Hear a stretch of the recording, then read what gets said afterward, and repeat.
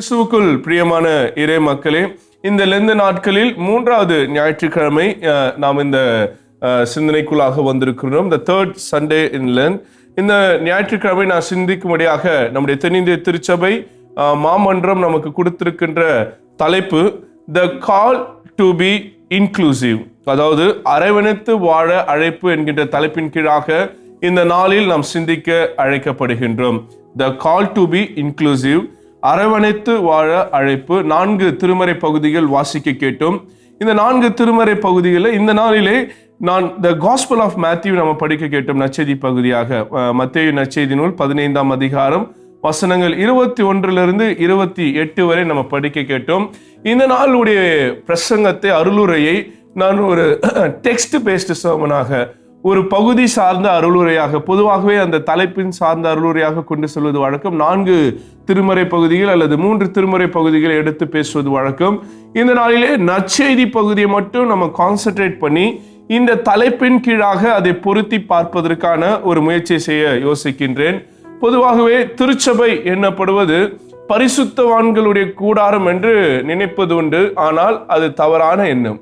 திருச்சபை is not, the church is not a museum for saints. அது பரிசுத்தவான்களுடைய அருங்காட்சியகம் அல்ல, அது பாவிகளுடைய மருத்துவமனை என்பதுதான் உண்மை. ஏன்னா திருச்சபையில வரவங்க எல்லாருமே பரிசுத்தவான்களான்னு கேட்டீங்கன்னா கண்டிப்பா கிடையாது. இந்த உலகத்துல இயேசு கிறிஸ்துவை தவிர, ஆண்டவர் இயேசுவை தவிர வேறு ஒருவரும் தூயவராக பரிசுத்தவானாக இருக்க வாய்ப்பில்லை. அப்போ திருச்சபைக்குள் இருக்கின்ற ஒவ்வொருவரும் பாவிகளாக தான் இருக்கின்றோம். அப்ப அந்த பாவிகளை குணப்படுத்துகின்ற, பாவிகளை சுகப்படுத்துகின்ற ஒரு மருத்துவமனை தான் திருச்சபை. ஆனால் பல நேரங்களிலே நாம் பரிசுத்தவான்களாக, நாம் தூய்மையானவர்களாக காட்டிக்கொள்ள மற்றவர்களை பாவிகளாக நாம் அடையாளப்படுத்துகின்றோம். ஆனால் இந்த சிந்தனை திருமறைக்கு எதிரான ஒரு சிந்தனை என்பதை நாம் புரிந்து கொள்ள வேண்டியதாக இருக்கிறது. நம்முடைய திருச்சபை பல நேரங்களில் எக்ஸ்க்ளூசிவ் திருச்சபையாக இருக்கிறது. ஆனால் இந்த திருச்சபை இன்க்ளூசிவ் சர்ச்சாக, எல்லோரையும் அரவணைக்கிற திருச்சபையாக, எல்லோரையும் ஏற்றுக்கொள்ளுகின்ற ஒரு சர்ச்சாக இருக்க வேண்டியதாக இருக்கிறது. Without any prejudice, without any judgemental ideas, யாரையும் நியாயத்திற்கக்கூடிய எண்ணம் இல்லாமல், ஒருவரை குறித்து ஒரு முன் எண்ணத்தோடு அவர்களை தீர்ப்பிடாதபடிக்கு எல்லோரையும் அன்போடு, பாசத்தோடு, இரக்கத்தோடு ஏற்றுக்கொள்ளுகின்ற ஒரு திருச்சபையாக, ஏற்றுக்கொள்ளுகின்ற ஒரு சமுதாயமாக, ஏற்றுக்கொள்ளுகின்ற ஒரு மனிதனாக நீங்களும் நானும் அழைக்கப்பட்டிருக்கின்றோம். அன்புக்குரியவர்களே, இயேசு கிறிஸ்து ஒரு சமுதாயத்தை கட்டமைக்க ஆரம்பிச்சார். ஒருவேளை இன்னைக்கு இந்த ரிலீஜனுக்கு, இந்த சமயத்துக்கு கிறிஸ்டியானிட்டின்னு பேரு. ஆனால் இயேசு இந்த சமயத்தை தொடங்கவில்லை. இயேசு ஒரு இயக்கத்தை தொடங்கினார். ஜீசஸ் ஸ்டார்டட் எ மூவ்மெண்ட். அதனாலதான் இந்த மூவ்மெண்ட்டுக்கு பேர் என்னன்னா ஜீசஸ் மூவ்மெண்ட் அப்படின்னு சொல்லுவாங்க. இயேசுவின் இயக்கம். ஏனென்றால் இந்த இயக்கத்துடைய மிக முக்கியமான கோட்பாடு அது எப்படிப்பட்டது என்றால், Jesus never built a community only for the perfect. அதாவது நல்லவர்கள், திறமையானவர்கள், சிறப்பானவர்களுக்கான இந்த இயக்கம் அல்ல, அப்படிப்பட்டவர்களுக்கான ஒரு சமுதாயம் இதல்ல என்பதை நாம் புரிந்து கொள்ள வேண்டியதாக இருக்கிறது.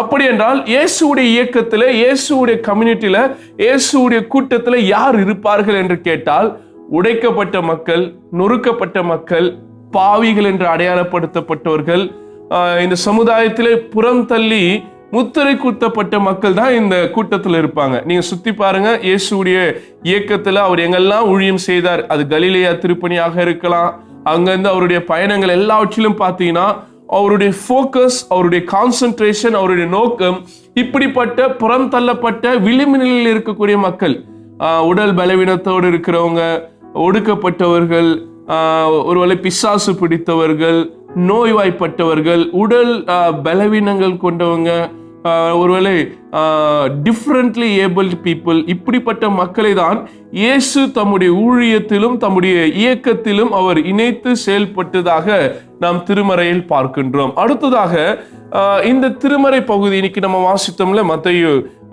15ஆம் அதிகாரம் 21ஆம் வசனத்திலிருந்து நம்ம வாசித்த பகுதியிலே நாம் பார்ப்போம் என்றால், அங்கே இயேசு ஒரு பவுண்டரி அங்கே செட் செய்யப்பட்டிருக்கிறது. அந்த யூத ட்ரெடிஷனல், அதாவது ஜூடாயிசம் தொடங்கின காலத்துல ஒரு பவுண்டரி ஒன்று செட் பண்ணப்பட்டிருக்கிறது. அந்த பவுண்டரியை இயேசு உடைக்கிறார். பொதுவாகவே இவ்வளவுதான் எல்லை, இந்த எல்லைக்கு மீறி யாரும் செயல்படக்கூடாதுன்னு அதிகாரம் நிறைந்தவர்கள் இந்த எல்லைகளை வகுத்து வைப்பார்கள். நான் ஏற்கனவே சொல்ல இருக்க பல முறை அருளுரைகளை நான் சொல்லியிருக்கிறேன். அந்த எல்லைகளை உடைப்பது தான் இயேசுடைய ஆக சிறந்த திருப்பணியாக இருந்திருக்குது.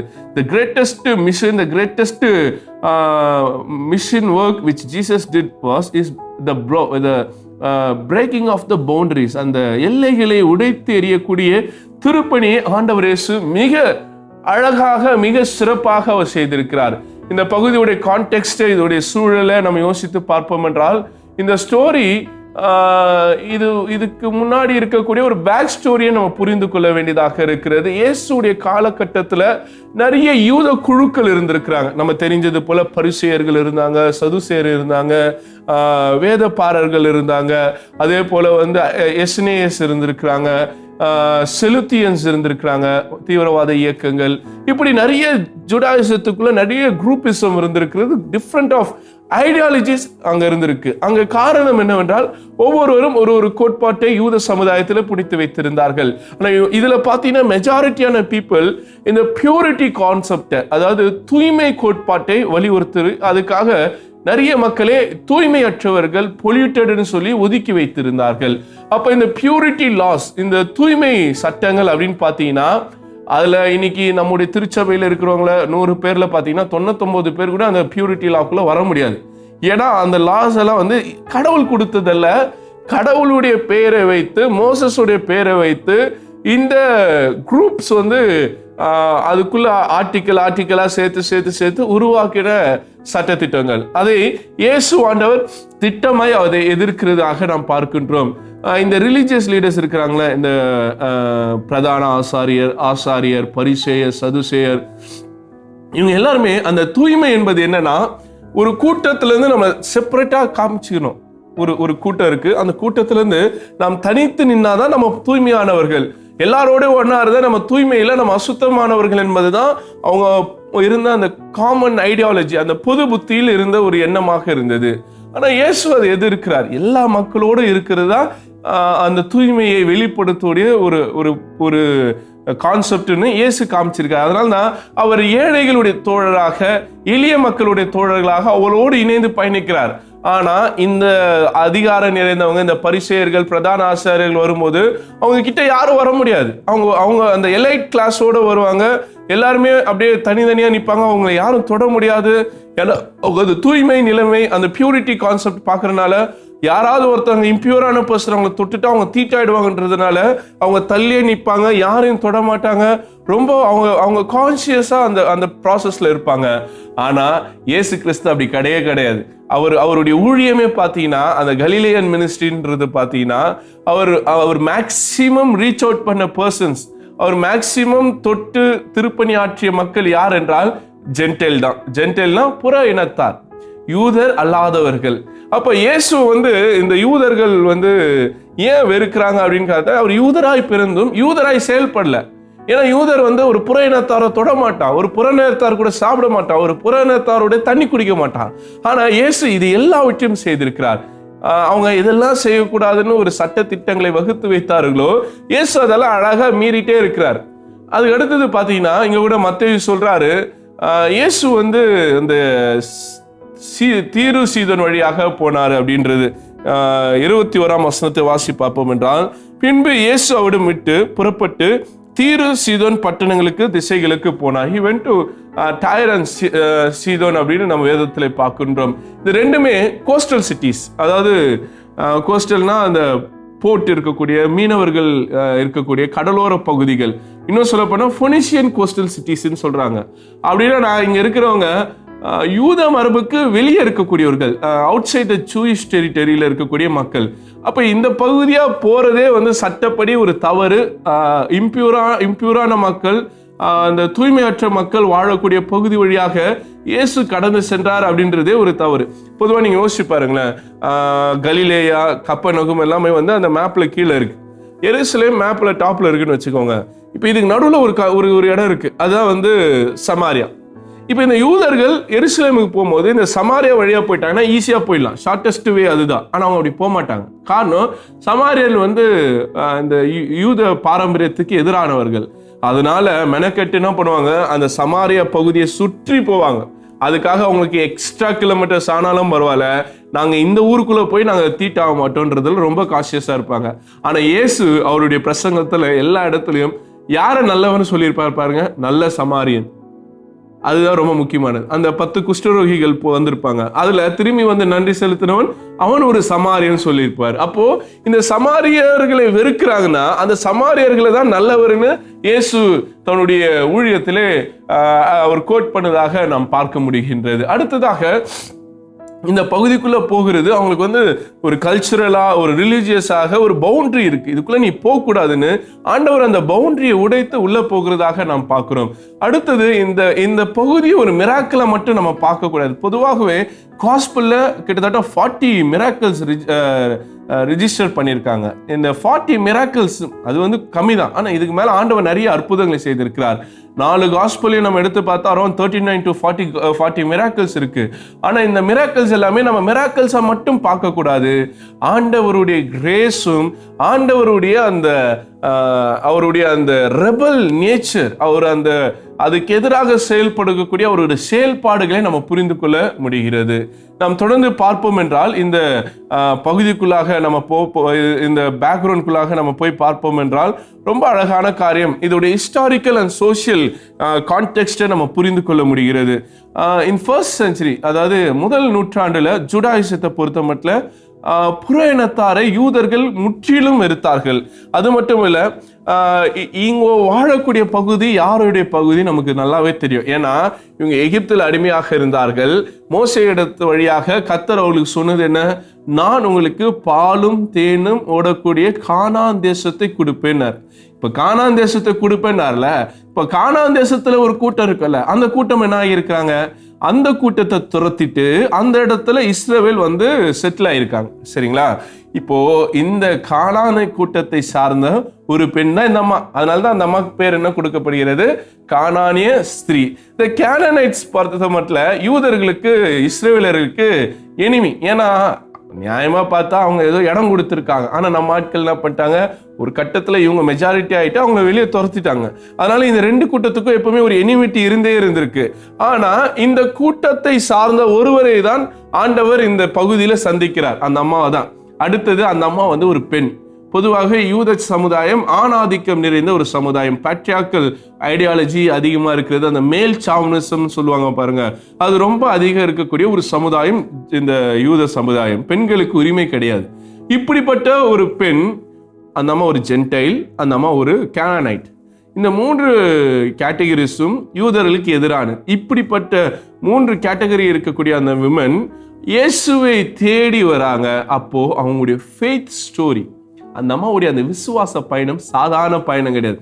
நம்ம ஜஸ்ட் ஒரு அம்மா வந்து இயேசு கிறிஸ்து கிட்ட தான் பெண்ணுக்கு சுகம் கிடைக்கணும்னு நினச்சிட்டு கேட்டாங்க. இயேசு வந்து அப்பத்தை எடுத்து நாய்க்கு போட முடியும்னா, இல்லை சாமி நாங்கள் கீழே விழுத பொறுக்கிக்கிறோம். அந்த அம்மா சொன்னாங்க, அந்த பெண்ணுடைய குழந்தைக்கு சுகம் கிடைச்சிது. இதுதான் மிராக்கலாக நம்ம பார்த்துருக்கிறோம்.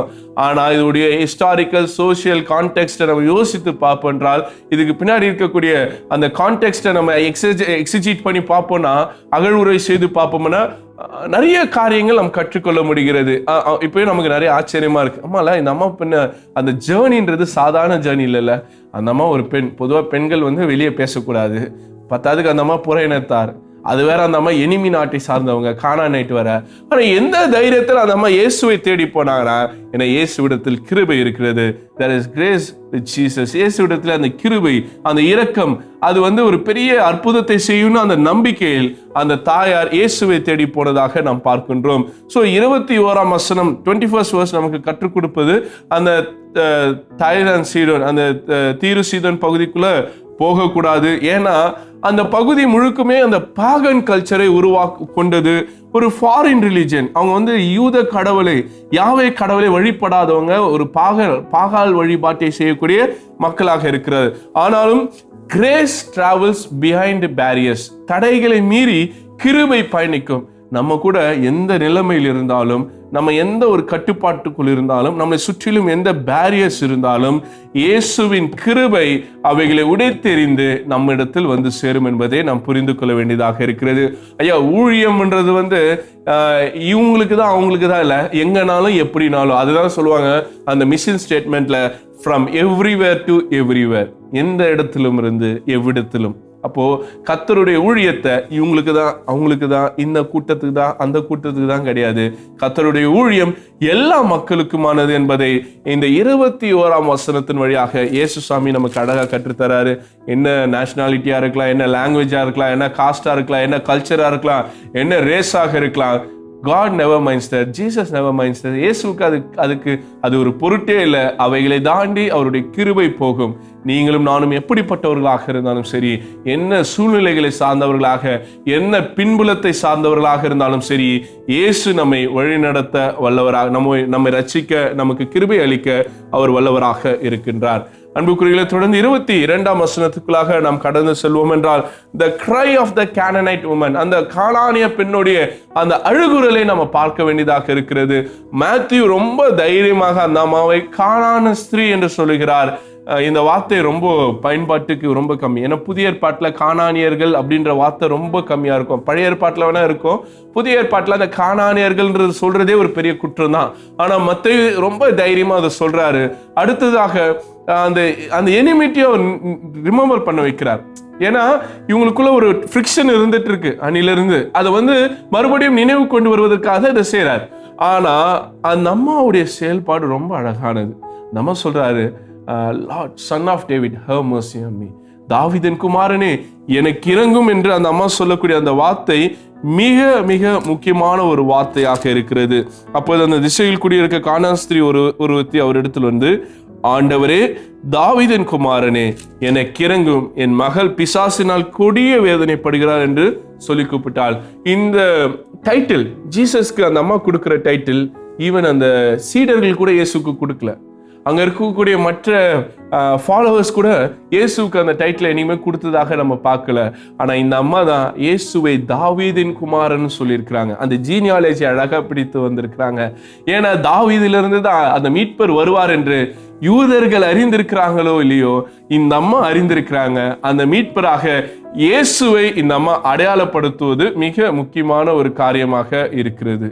அருமையான தேவச்சனமே, தொடர்ந்து நாம் பார்ப்போம் என்றால், இந்த 23ஆம் வசனத்துக்குள்ளாக நாம் வாசித்து பார்ப்போம் என்றால், அப்ப இயேசு அந்த அம்மாவுக்கு என்ன ரெஸ்பாண்ட் பண்றாங்க அப்படின்னு பாத்தீங்கன்னா, அவர் குவைட்டா இருக்கார். ரொம்ப ஆச்சரியமா இருக்கு. என்னது, இயேசு அமைதியா இருக்கிறாரு.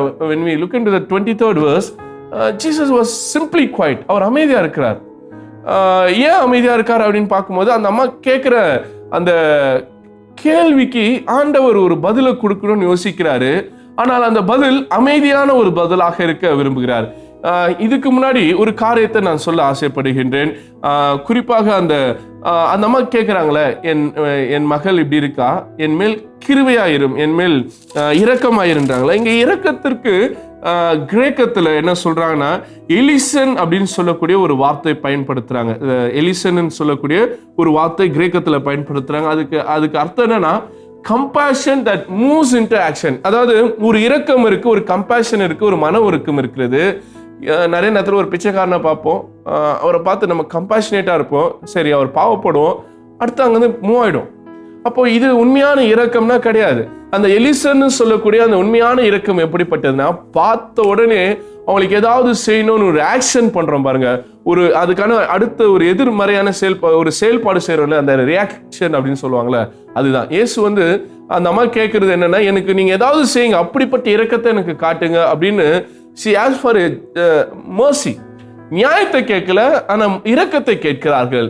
ஏனென்றால் அவங்களுடைய மகள் பாதிப்படைந்திருக்கிறார்கள். அவங்களுடைய விசுவாசம் வலியின் மத்தியில இருக்கிறது. நல்லா இருக்கும்போது விசுவாசிச்சா பிரச்சனை இல்லை. அந்த அம்மா வலியில இருக்காங்க, வேதனை இருக்காங்க, தன் மகள் பிரச்சனையில இருக்கிறாங்க. ஆனா அந்த சூழ்நிலையில விசுவாசத்தோடு ஆண்டவருடைய இரக்கத்தை கேட்கிறாங்களா. அதனால்தான் அந்த எலிசின்னு சொல்லப்படக்கூடிய அந்த கிரேக்க வார்த்தையை மத்தேயு ஆசிரியர் பயன்படுத்தியிருக்கிறார். அடுத்ததாக 23ஆம் வசனத்துக்குள்ளாக 23rd verseக்குள்ள நம்ம வருவோம் என்றால், அங்க இயேசு கேட்கறதுக்கு இயேசு அமைதியா இருக்கிறார். அப்போ அவங்க சீடர்களுக்கு ஏதோ ஒரு ரிவீல் பண்ண அவர் யோசிக்கிறார். சரி, இப்போ அவர் வந்து பதில் சொல்லியிருக்கலாம், ஆனா he doesn't want to respond. காரணம் என்னன்னா, இவங்க என்ன சொல்ல போறாங்கன்றத காத்திருக்கிறார். யாருன்னா அந்த யூத சீடர்கள். ஏன்னா அந்த ஜூஸ் அவங்க எல்லாமே அங்க யூதர்கள் தான். அந்த பெரிய கூட்டமே, இயேசுவோட இருக்கக்கூடிய கூட்டமே யூதர்கள் தான்.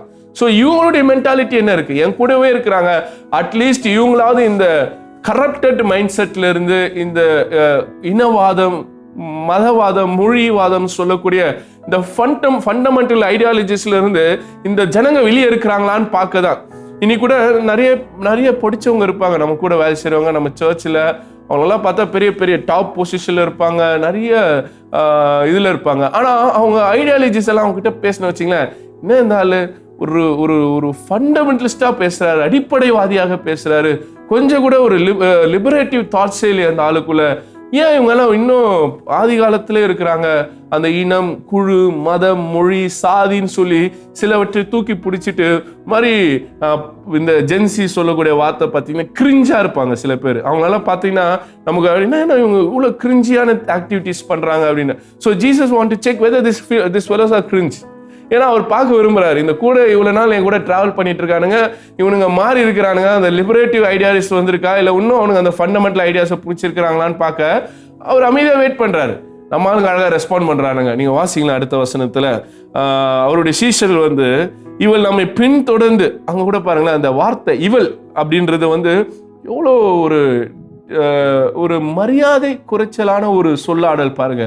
பொதுவாகவே அந்த பெண்களை இழிவா நடத்தக்கூடியவங்க தான் பார்த்தீங்கன்னா அந்த மரியாதை இல்லாமல் பேச, அவ இவ அப்படின்றது எல்லாமே வந்து அந்த மாண்பு இல்லாதவர்கள் பேசக்கூடிய வார்த்தைக்கு தான். அதுதான் இந்த சீடர்கள் சொல்றார்கள், இவள் நம்மை பின்தொடர்ந்து கூப்பிடுகிறாளே, இவளை அனுப்பிவிடும், சென்டர் அப்படின்றானுங்க.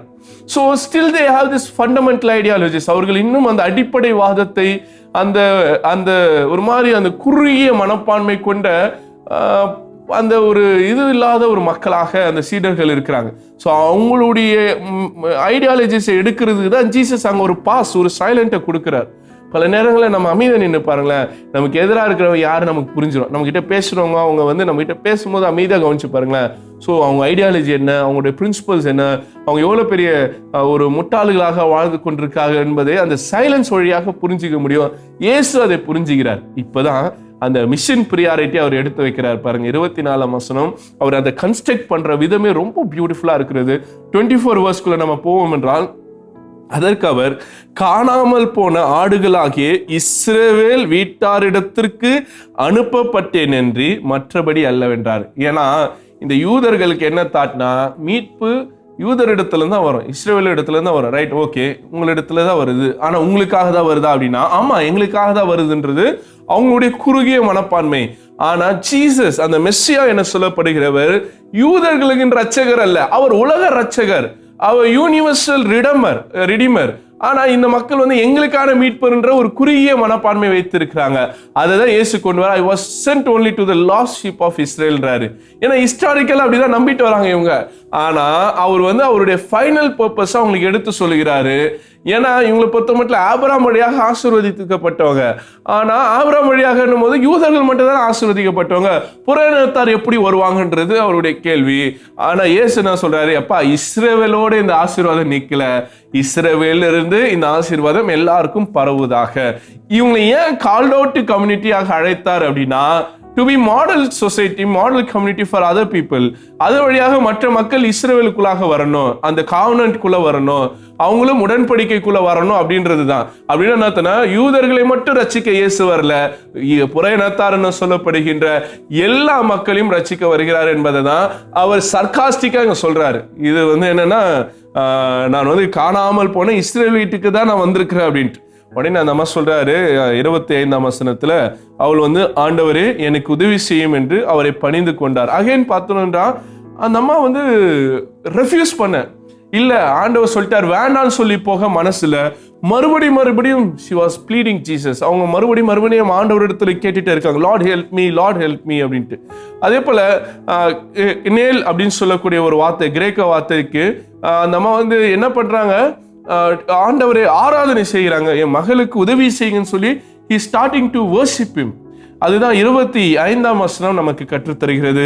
அடுத்தது verse 26 நம்ம போனோம்னா இயேசு சொல்றாரு, அங்க ஒரு டிஃபிகல்ட்டி இருக்கிறது சொல்றாரு. என்னன்னா 26ஆம் வசனத்துல, it is not right to take the children's bread and throw it to the dogs. குழந்தைகளுடைய அப்பத்தை எடுத்து நாய்களுக்கு நான் என்ன பண்ண முடியாது, போட முடியாது அப்படின்றாரு. ஏன்னா யூதர்கள் பொறுத்த மட்டும் 3 பிரேயர் அவங்க ரெகுலரா பண்ணுவாங்க. நான் புற இனத்தாராக பிறக்காததற்காக நன்றி, நான் வந்து ஒரு ஜென்டலா பிறக்காததுக்காக ஐ தேங்க்யூ லார்டுவாங்க. அடுத்தது நான் பெண்ணாக பிறக்காததற்காக நன்றின்னுவாங்க. அடுத்தது நான் நாயாய் பிறக்காததற்காக நன்றி அப்படின்னுவாங்க.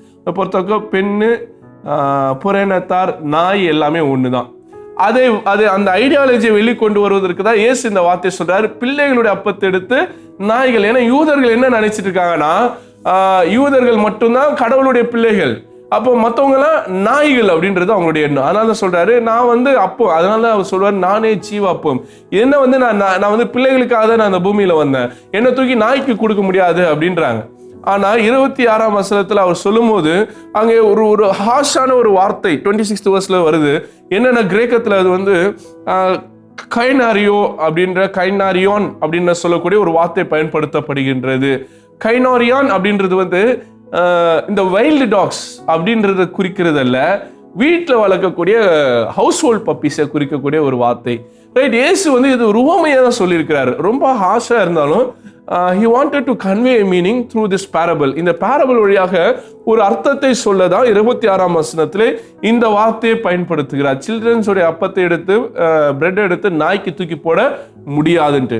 இப்ப அந்த அம்மாவுக்கு கோபம் வந்திருக்கணும் நியாயமா, என்ன எங்களை போய் நாயின்றீங்க, நாங்க வந்து கானானியர்கள், எங்களை பார்த்தா உங்களுக்கு என்ன அவ்வளோ இழிவா இருக்கான்னு கேட்டிருக்கணும். ஆனா அந்த அம்மா அதை பத்தி கவலையே படலை. அவங்களுக்கு விசுவாசம் இருக்கு, ஆண்டவர் சுகம் கொடுப்பார். she was focused on the redemption, அந்த மீட்பின் திட்டத்துல நம்ம ஃபோக்கஸ்டா இருக்கிறாங்க. இன் பிட்வீன் நீ என்ன நாயின்னு சொல்லு, என்னன்னாலும் சொல்லு, I don't care, I want the miracle to be happen. எனக்கு அந்த அற்புதம் நடக்கணும், என் விசுவாசம் இருக்கிறது, நீங்க என்ன சொன்னாலும் நான் ரெடியா இருக்கிறேன்னு சொல்லி அந்த அம்மா ஒரு அழகான ஒரு ரெஸ்பாண்ட 27ஆம் வசனத்துக்கு கொடுக்கிறார். ஆமா, மெய்தான் ஆண்டவரே, நாங்க நாய்க்குட்டிகளாக இருக்கிறோம். ஆனா அந்த அம்மா சொல்றாரு, நாய்கள் தான் இயேசு சொல்றாரு. ஆனா அந்த அம்மா எவ்வளவு அழகா பாலிஸ்டா, நாங்க நாய்க்குட்டிகளாக இருக்கின்றோம் சொல்லிட்டு, நாங்கள் எஜமானின் மேஜையிலிருந்து விழும் துணிக்கைகளை தின்னுட்டுமே நாங்க சாப்பிட்டு போறோமே, என்ன பிரச்சனை அப்படின்றாங்க. So she wants the bread. இயேசு எப்படினாலும் எங்களுக்கு வேண்டும். இந்த யூதர்கள் வேண்டான்னு தூக்கி போடுறாங்க பாருங்க, அதையாவது எங்களுக்கு கொடுங்க சாமி, அந்த பிரெட் கிரம்ஸாவது எங்களுக்கு கொடுங்க.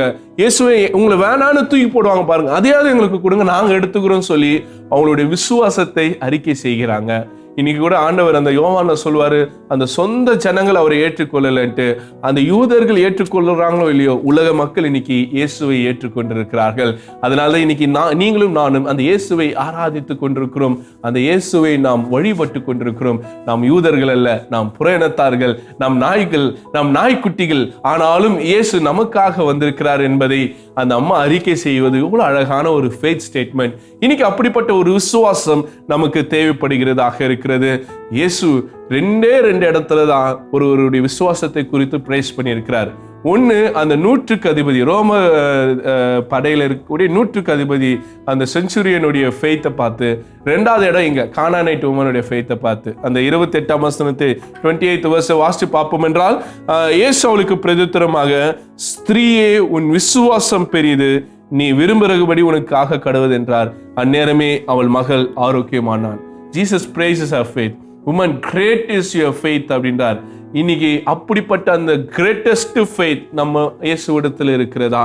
என்ன சூழ்நிலைகள் வந்தாலும், என்ன தடைகள் வந்தாலும், என்ன எதிர்ப்புகள் வந்தாலும், இயேசுவின் மீதான என் விசுவாசம் ஒரு சின்ன அளவு கூட குறையாது அப்படின்ற அந்த உறுதியான நம்பிக்கையை நாம் கொண்டவர்களாக இருக்க வேண்டும். இந்த விசுவாசத்தை வெளிப்படுத்துவதற்கு தான் இயேசு இந்த கான்வர்சேஷனே டெவலப் பண்ணி அந்த அம்மா வழியாக ஒரு அருமையான பாடத்தை அந்த டிசைபிள்ஸ்க்கு கற்றுக் கொடுத்திருக்கிறார். இன்னைக்கு உலக திருச்சபைக்கு இயேசு கற்றுக் கொடுத்திருக்கிறார்.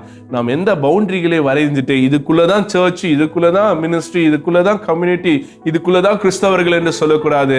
The church need to be boundaryless, borderless. திருச்சபை என்பது வரையறை செய்யப்படாத எல்லைகள் அமைக்கப்படாத ஒரு எல்லைகளை கொண்டதாக இருக்க வேண்டியதாக இருக்கிறது. த பவுண்டரி வித்தவுட் பவுண்டரி அப்படின்னா பவுண்டரிலெஸ் அப்படியா இருக்கும். அதாவது எல்லைகள் இல்லாத திருச்சபைகளாக, வரையறை இல்லாத திருச்சபைகளாக இருக்க ஆண்டவர் அழைக்கிறார். ஒரு அழகான கதையை நான் படிக்க கேட்டேன். ஒரு வழிபோக்கன், ஒரு ஸ்ட்ரேஞ்சர் ரொம்ப டிராவல் பண்ணிட்டு ஒரு அழுக்கான ட்ரெஸ்ஸோட ஒரு மெகா சர்ச்சுக்குள்ளாக பல ஆயிரம் மக்கள், பணக்காரர்கள் ஆராதிக்கக்கூடிய ஒரு மிகப்பெரிய சர்ச்சுக்குள்ள வர்றார். அங்கே வந்தோன்னா அந்த க்ரௌடே அவரை ஒரு மாதிரி அருவருப்பாக பார்க்குறாங்க, ஒரு மாதிரி டிஸ்கஸ்டிங்காக பார்க்குறாங்க. ஏன்னா அங்கே இருக்கவங்களாம் வெல் ட்ரெஸ்டாக இருக்குது. அந்த சர்ச் பார்த்தீங்கன்னா அப்படியே ஹைஃபையாக, பாலிஷ்டாக, அப்படியே அங்கே இருக்கக்கூடிய இன்ஸ்ட்ருமெண்ட்ஸ், அங்கே இருக்கக்கூடிய லைட்டிங் எல்லாமே அதாவது ஒரு மாதிரி ஒரு பிரம்மாண்டத்தின் உச்சகட்டமாக இருக்கிறது. அவருக்கே அந்த இடத்துல கூனி குறுகி போய் நின்று இருக்காரு. சரி, ஒரு கட்டத்தில் இங்கே இருந்தால் நமக்கு அவமானம் தான், அசிங்கம் தான் அப்படின்னு சொல்லிட்டு அந்த திருச்சபையை விட்டு வெளியே பார்க்கிங் லாட்டில் ஆண்டவரை ஆராதிக்கலான்னு உட்காந்துட்டு இருந்தாரு.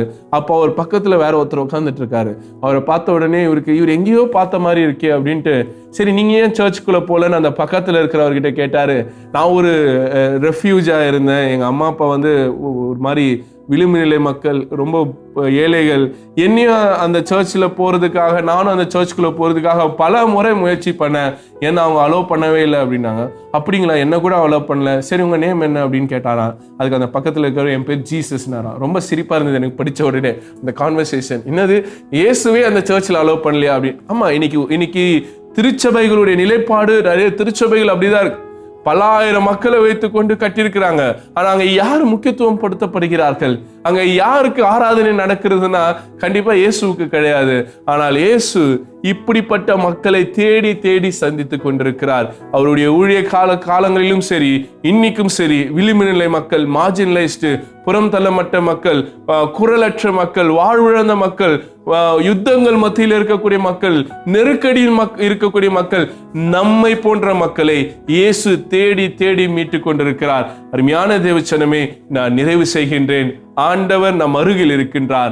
நமக்கான ஆசீர்வாதத்தையும், நமக்கான ஈவையும், நமக்கான கிருபையும் தர அவர் வல்லவராக இருக்கிறார். இந்த காரியங்கள், அதாவது ஜியோகிராபிக்கல் பவுண்டரிஸ் இருக்கலாம், சோசியல் பவுண்டரிஸ் இருக்கலாம், ஸ்பிரிச்சுவல் பவுண்டரிஸ் ஆக இருக்கலாம்.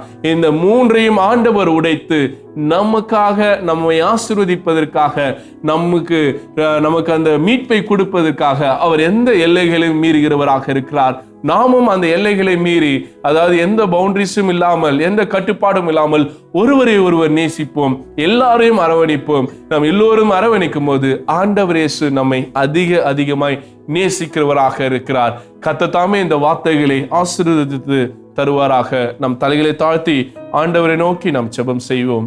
அருள் நிறைந்த நல்ல கடவுளே, இந்த வேலைக்காக நன்றி செலுத்துகின்றோம். வார்த்தைகளை தியானிக்க நீ தந்த நல்லதொரு வாய்ப்புக்காக துதிக்கிறோம், போற்றுகின்றோம். திவ்ய கரங்களை எங்களை தாழ்த்து ஒப்புக் கொடுக்கிறோம். இந்த வார்த்தைகளின்படி எங்களை நீ ஆசீர்வதித்து வழி நடத்துமாறு ஜெபிக்கின்றோம். இயேசுவின் நாமத்திலே மன்றாடுகிறோம் எங்கள் நல்ல தகப்பனே, ஆமேன்.